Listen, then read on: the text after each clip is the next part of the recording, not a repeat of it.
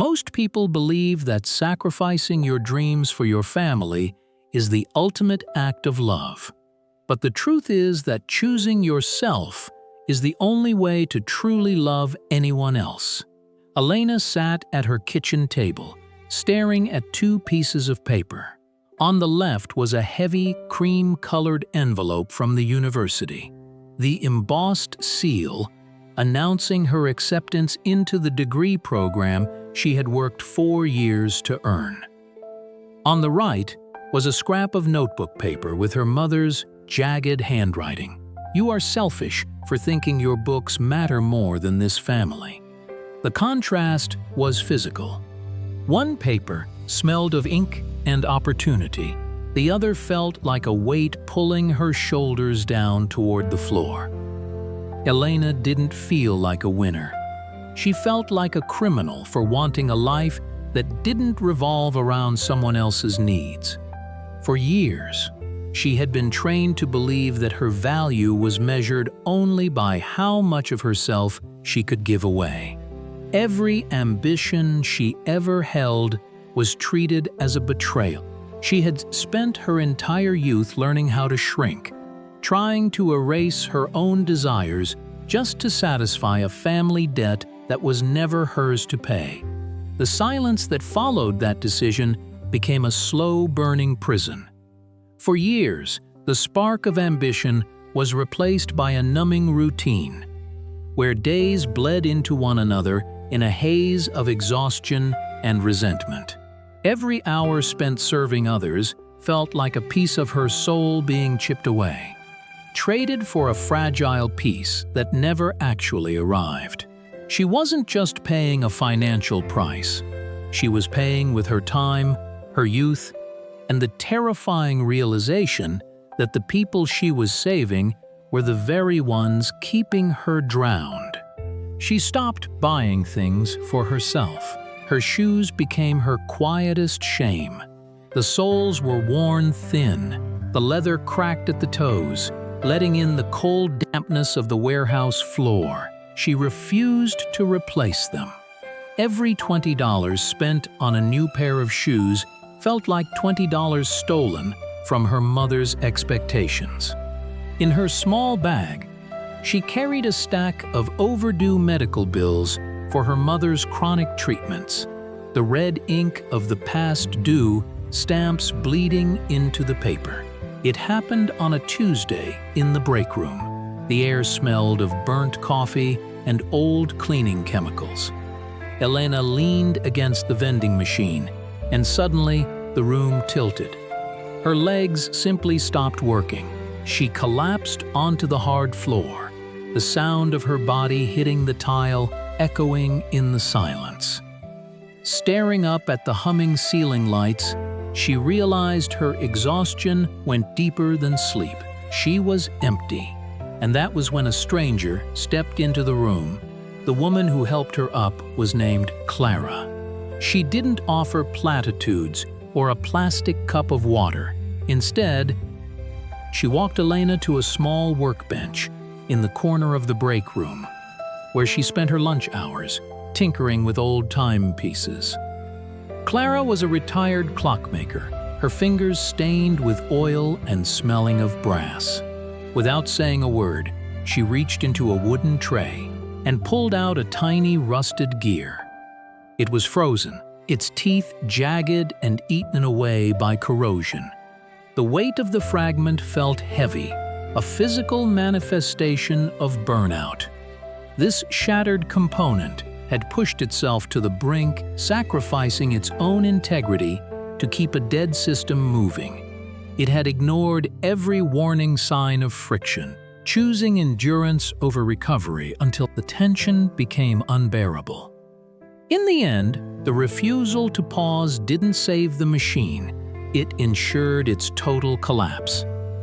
Clara looked Elena in the eyes and said that a wheel that doesn't spin for itself eventually breaks the entire machine. She told her that boundaries aren't walls to keep people out, but the oil that keeps the gears from seizing. Elena looked at the rusted metal and then at her own trembling hands. She realized she wasn't a daughter. She was a part that had been worn down to nothing. The truth felt heavier than the collapse. But for the first times, the guilt felt smaller than the exhaustion. Elena stood up, gripped the edge of the table, and made a decision.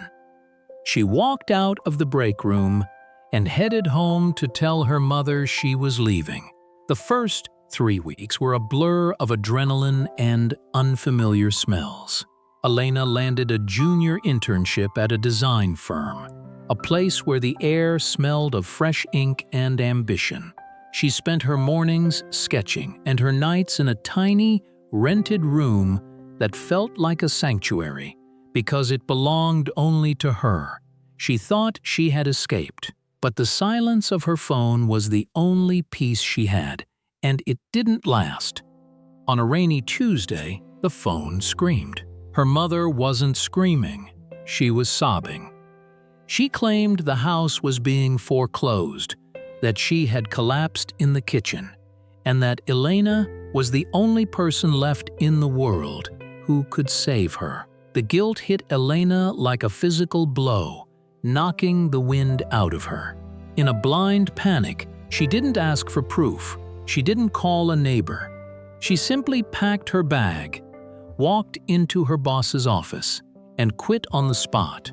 She drove 4 hours back into the trap, only to find her mother sitting in a clean living room, sipping tea, and telling her that her selfishness had finally brought her home. The internal collapse was absolute.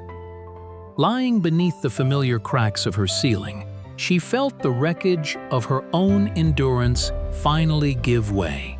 Amidst the ruins, she discovered a guide to emotional survival, a framework for decoupling affection from duty. It was a lesson in mental boundaries, proving that absorbing another person's turbulence isn't an act of love, but a slow suicide. She had spent a lifetime mistaken for a protector, only to realize she had been acting as a shock absorber for a crash that wasn't hers. Now, the silence was deafening. Stripped of her security, her stability, and her shelter, she faced the terrifying clarity of having nothing left but the raw materials to start over. 6 months later, Elena sits at a drafting table, drenched in natural light. The workspace is wide and airy, a sharp contrast to the dim, flickering fluorescent lights of that old break room where she once collapsed. On her desk lies a new contract and a set of professional pens that don't leak. She didn't get here because she felt inspired every morning. She got here because she stopped waiting for the feeling of guilt to disappear and started acting despite it. Her mother still calls. The voice on the other end is still trembling, still weaving stories of sudden tragedies and urgent needs. But Elena no longer feels the wind knocked out of her. She listens, she offers love, but she no longer offers her life as a sacrifice. She learned that the motivation to please others is a flicker that dies the moment things get hard. But the discipline to maintain a boundary is a fortress.